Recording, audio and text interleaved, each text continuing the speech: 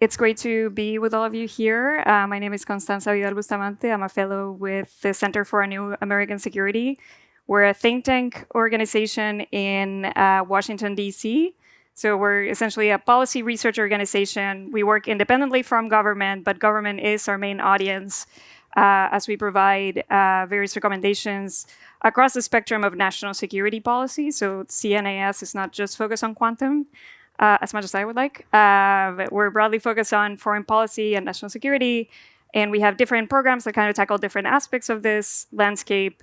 Some of them are regionally focused, transatlantic security, Middle Eastern security, and some of the like, or Indo-Pacific security. Others are more functionally focused, so we have a defense policy team, we have an economic security team, and then we have the technology and national security team, which is the one that I'm a part of.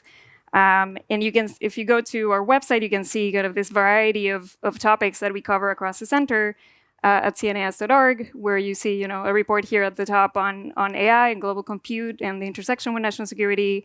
And then you have others at the bottom that might be more squarely what you would expect for a national security think tank related to defense modernization, related to transatlantic security, and then you have in the middle, the bottom there, the middle one, related to the ongoing trade wars. So there's a variety of reports that we put out, and we tried, we're a bipartisan organization, so we try to bring independent thinkers from across the political spectrum to think hardly about these questions and provide solid bipartisan and innovative policy recommendations.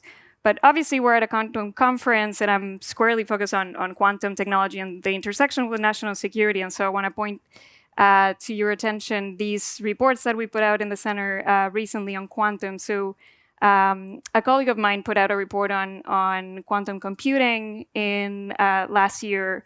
And then I recently, a few months ago, put out one on quantum sensing. Because we're a national security think tank, a lot of our work is centered around US-China competition on emerging critical and emerging technologies, with quantum being one of the key ones. As I mentioned before, we also our team works also on AI policy and biotech and cybersecurity as well. And these are the QR codes in case you want to read them. All of our reports are publicly available. Again, like I said, our main audience is policymakers, but we want to make that research and results and findings broadly accessible, because I think, especially in the field of emerging tech, a lot of the recommendations we have and that end up having a lot of value for policymakers, of course, but I think there's also that industry can do to pull together and provide, kind of do some education exercise for policymakers as well. And a lot of the recommendations that we do, actually, industry can kind of help solve itself as well. So, and I've heard a lot of great feedback from industry on some of these reports and kind of helping them gain awareness of what the shared bottlenecks are for their respective organizations, and then kind of understand the ways in which they can frame those problems that they're facing day to day for a policymaking audience.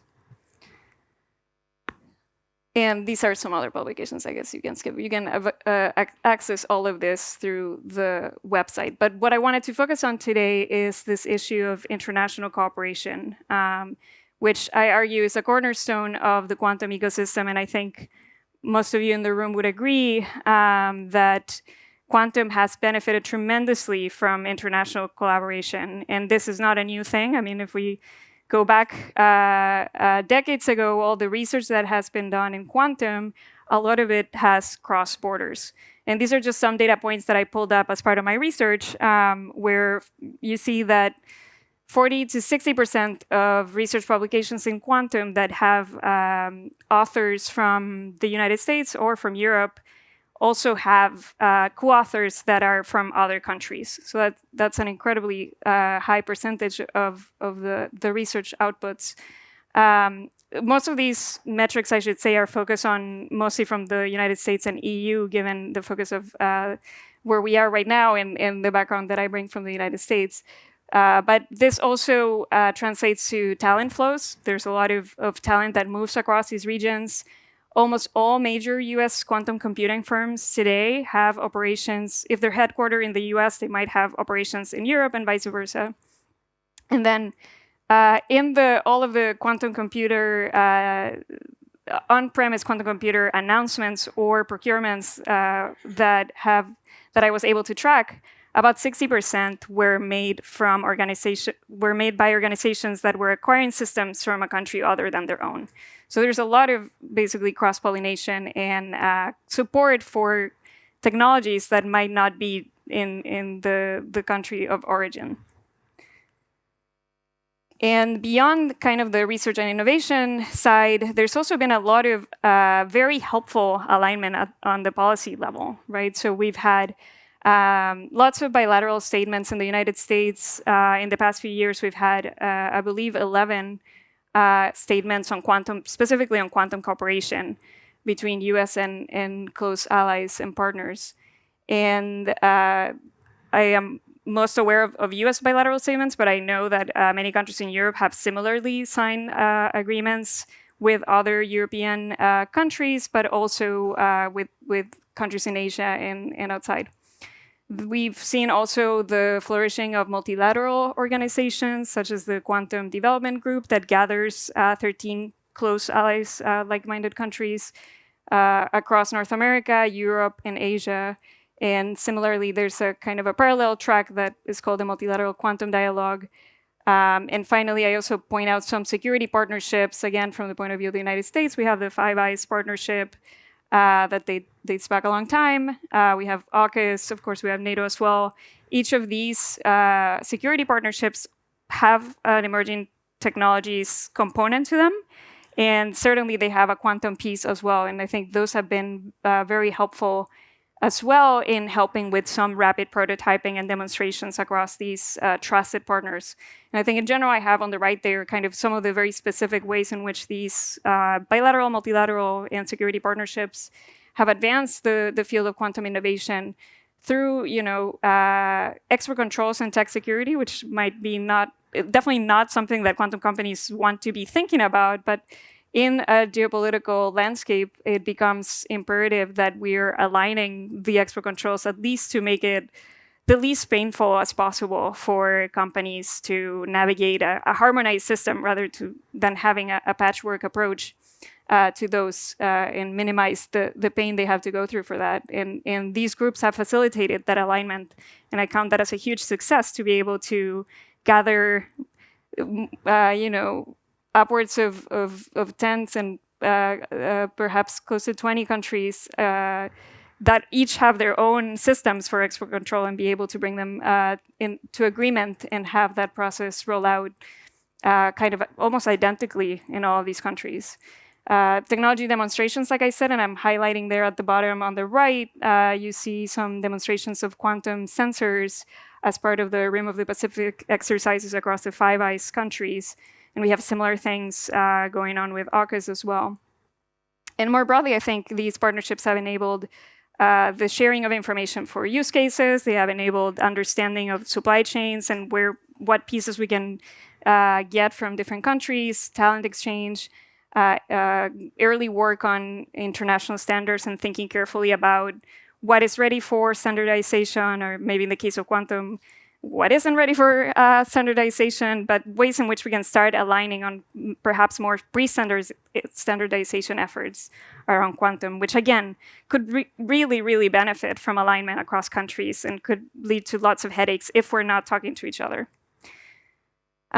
So at the same time, while this international collaboration has been a cornerstone of the quantum ecosystem, for decades now, and especially in the last few years with kind of rising attention that quantum has gotten from more mainstream policy audiences, we also see this parallel trend, this rise of tech sovereignty policies. So I think especially as quantum technologies mature and we start seeing more concretely the value that they will bring across security and economic domains, it kind of becomes the case that each country or each region wants to be the absolute leader of the technology. And I think there's very legitimate reasons why that is the case, right? So I think especially with the COVID pandemic, we saw very painfully the negative consequences of being dependent on other countries for basic supply chain inputs. And especially if those inputs were coming from countries that we consider to be geopolitical adversaries. And I think it's very natural to then want to think ahead and think of ways in which we can avoid those situations moving forward, ways in which we can enhance our own national resilience and competitiveness, so that we don't just assume that we will be able to acquire technologies and capabilities from others seamlessly, either because of unexpected events like the COVID pandemic or some other geopolitical tensions that arise.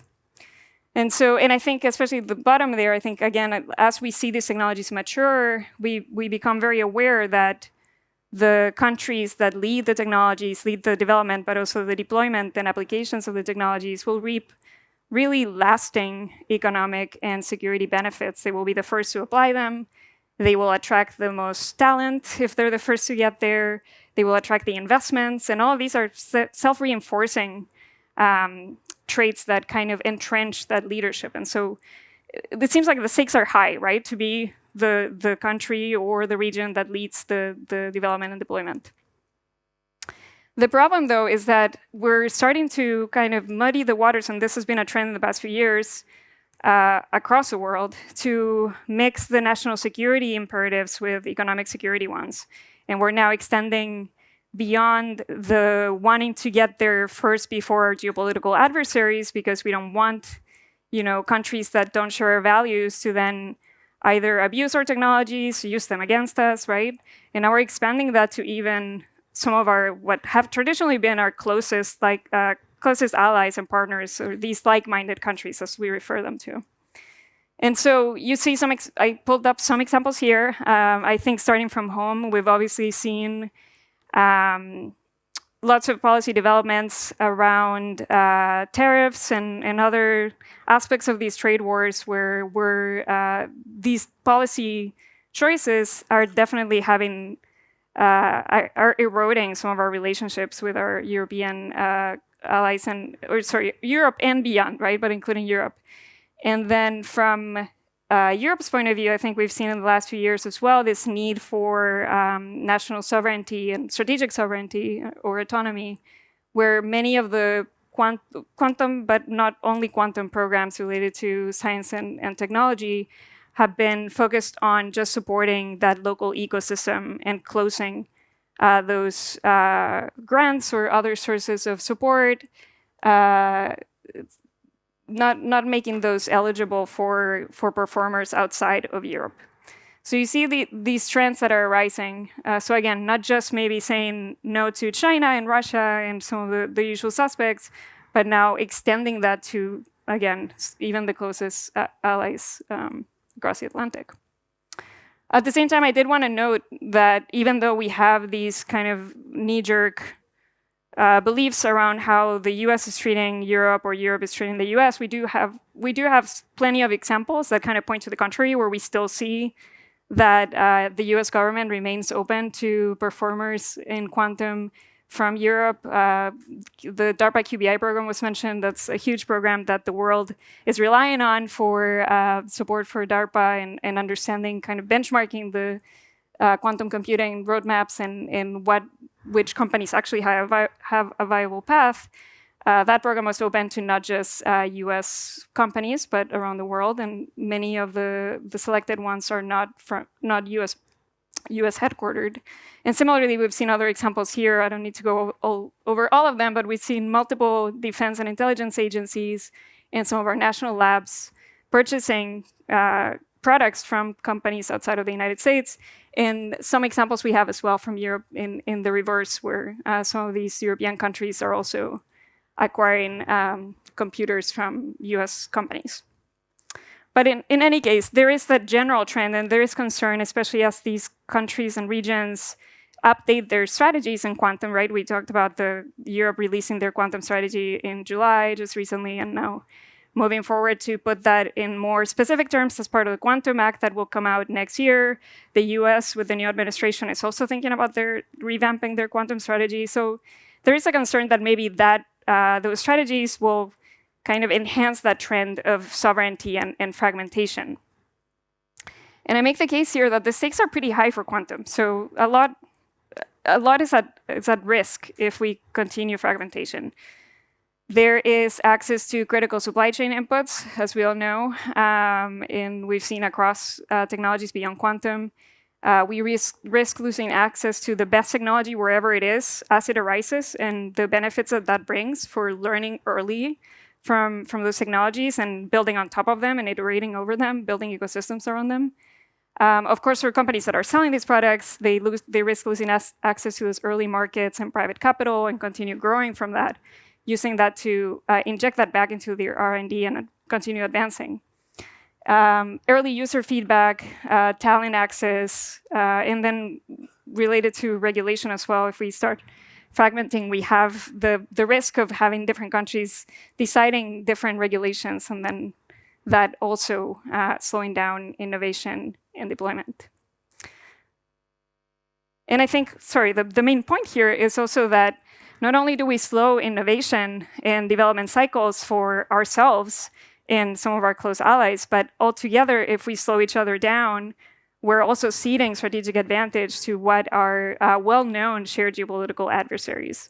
So again, if we start from the point of view that we started with the national security imperative of trying to avoid some of these countries that don't share our values to getting there first, in the end, we're just getting in each other's way and taking ourselves out of the competition.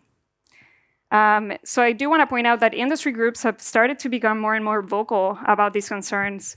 And I think they're doing a good job at organizing and kind of sharing those concerns and coming together as a sector to develop policy position papers to warn against these trends. This both from the Quantum Economic Development Consortium based in the United States and the European Quantum Industry Consortium, where I want to point out just most recently in August, they had a response paper to the Quantum Europe strategy. And they said, you know, even though you're saying, referring to the European Union, that you want to build a resilient, robust, EU-made quantum ecosystem and technologies and kind of full Europe or full stack European homegrown computer, there might be some benefits from accessing technologies outside of the European Union as well. So given some examples there, kind of just like DARPA QBI is open to others, maybe you would benefit from taking a similar approach and just getting the access to the best technology that might actually be in your interest. So let me just close with some quick thoughts for the way forward. And I don't claim that I have all the answers. I think this is more kind of seeds for discussion and for additional thinking for policymakers. I think the starting point is to acknowledge the importance, reaffirm the importance of international cooperation in our quantum strategies. And I think there we have some positive signs that this is already happening. So I've been talking a bit about the Quantum European strategy, and even though it has a big emphasis on European sovereignty, it also has a section on international cooperation and acknowledging that that Europe stands a lot to gain from working with close allies, and it gives some examples for some potential venues in which they could work together. I think, again, the emphasis remains on kind of Europe first, but thinking carefully about the ways in which we can set up strategic partnerships with close allies to continue supporting each other. And just most recently in the United States, just last week, Michael Gratios, who's the director of the White House Office for Science and Technology Policy, who's kind of the main coordinator of science and technology policy strategy from the Trump administration, also acknowledged that international cooperation as one of 5 key pillars and priorities for this administration. So I thought that was a very encouraging start. But I think we need to move past that, right? We need to align our understanding.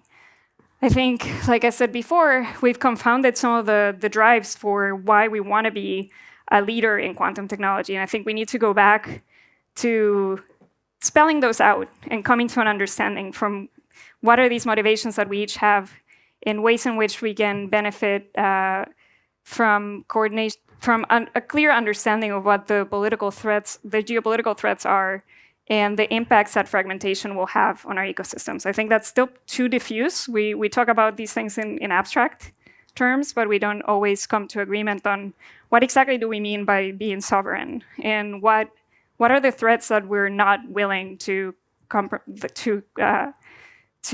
not address, and what are the ways in which we stand to lose actually in our own innovation ecosystems from separating ourselves.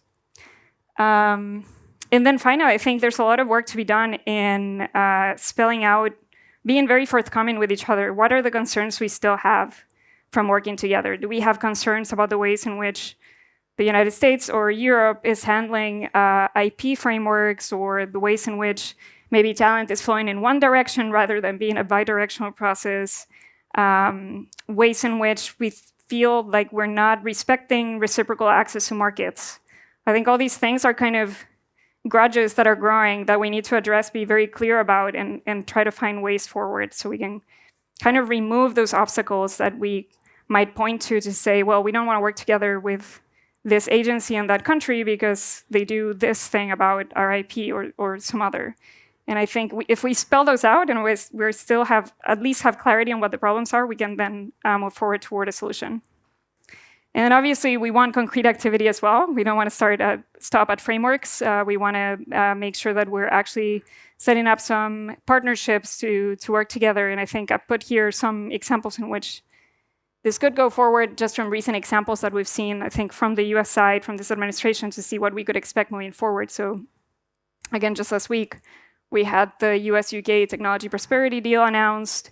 That included investments in programs in AI, quantum, and nuclear energy. And this seems like a huge partnership that's going to be, it's not like a one-off thing. It has a lot under it, and it will be a multi-year thing. There weren't super specific investment amounts announced with it, but I think it provides an example for what this administration might look for going forward. And I think, encouragingly for all parties, there was a lot of talk of US companies and in general US organizations investing in the UK, not only asking for that in turn. And I think we might see that with some other key partners in the coming months. And then other examples, I think, kind of building on top of other things that I've said before, I think there's a great opportunity to continue building through minilateral, trilateral, or few country frameworks, security partnerships like AUKUS continuing, ideally, and multilateral groups. And I think here, again, I want to say that I think industry still has a very important role to play in voicing those concerns and engaging with policymakers, making that clear, providing some data around that, some clear examples, because I think, again, I think policymakers tend to think in the abstract and very general terms and in the national interest and geopolitical terms without necessarily understanding all the ways in which that's hurting at the ground level, right? How technology is being developed and researched. So with that, I'll close. And I put my LinkedIn here if you want to connect. I would be happy to hear your reactions to this as well, ways in which you think about these questions and ways in which you think policymakers can move forward in this domain. Thank you.